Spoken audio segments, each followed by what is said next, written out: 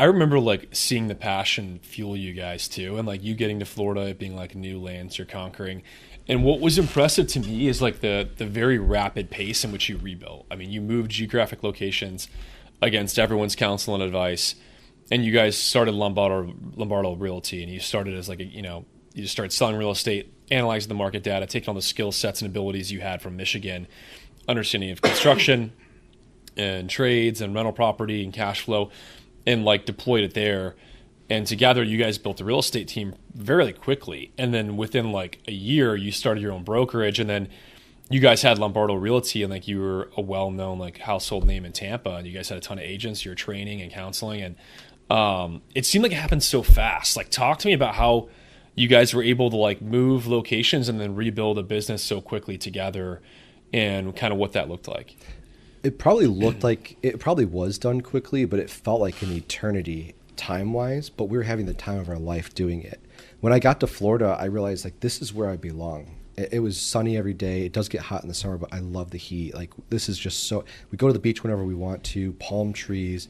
If you're inside making calls and you're feeling stressed out, you walk outside, it's sunny with palm trees. Like, you can't go wrong. So that was like singing to my heart. My wife and I both were very inspired, and we were very passionate about living there. So I think when you have that passion, you're willing to go the extra mile. You're just going to go make it happen and grind.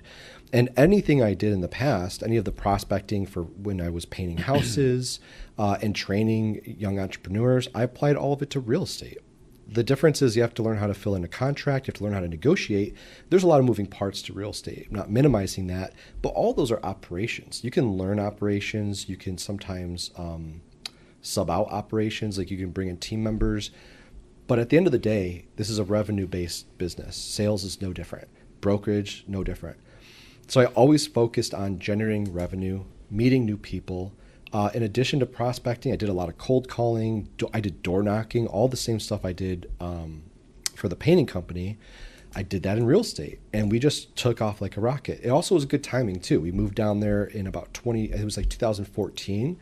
So Tampa was still relatively undiscovered, but people were talking about it. It was one of those markets that people had their eye on, and the whole country was starting to rebound now by this point. So real estate was starting to climb up in value instead of drop. So it wasn't so crazy that you couldn't buy, it wasn't like 2020 where like prices were going through the roof, but we were starting to appreciate again.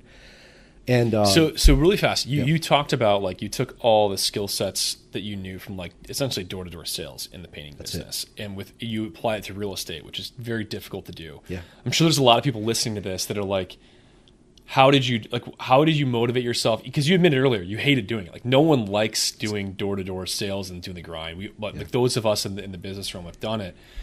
We realize how valuable it is, but you have to have that mindset. But how did you when you'd already done that phase, how'd you bring yourself to then do it again in Florida?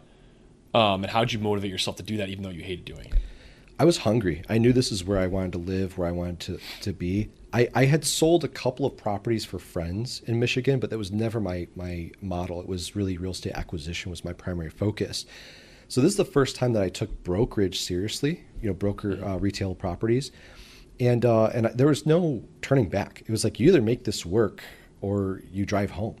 Right? And I'm not driving home. I'd live under a bridge before I drive home. It's just how I felt at the time.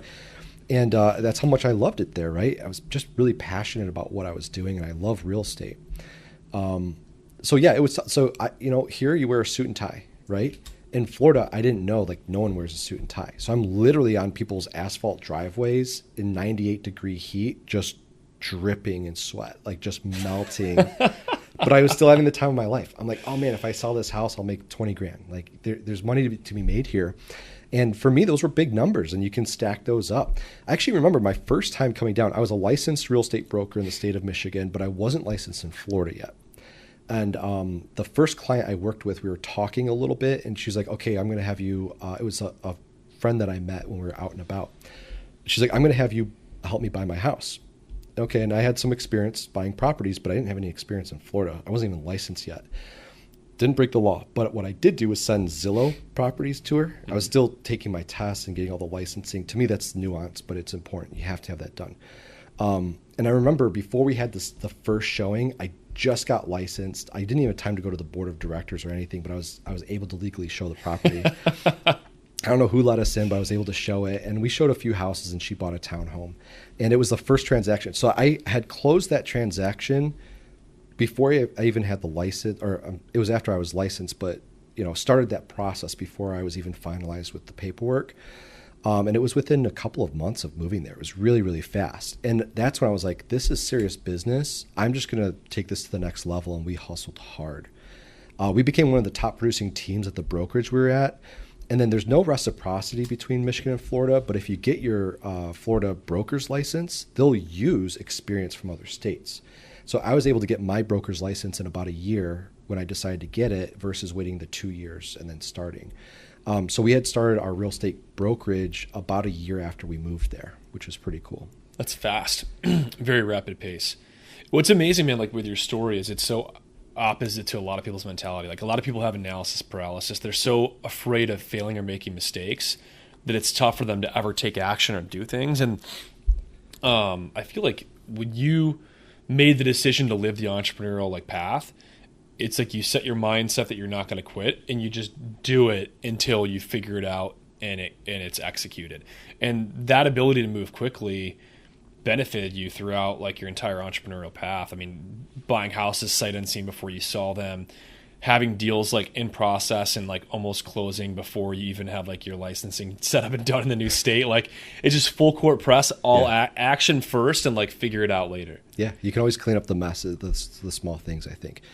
That's one thing I learned in cross country. So like when you start running long distance, your mind tells you like you're going to die, stop, right? And I remember my coach would tell me like, you're not going to die. You're not going to get hurt. Like you have to push through the pain. And when you learn how to push through the pain the first time, you get that runner's high, a little euphoria, partly because you broke through that barrier, also because there's a chemical change in your body. And I think learning that lesson, like you just have to figure it out one time, and then you could start applying it to everything else. What I've noticed with winners is like they will win once doing one thing, and then they become winners. They just learn how to win. And a lot of that is just not quitting. It's grinding hard and just not giving up. You got to see it all the way through to the finish line. That's awesome, man.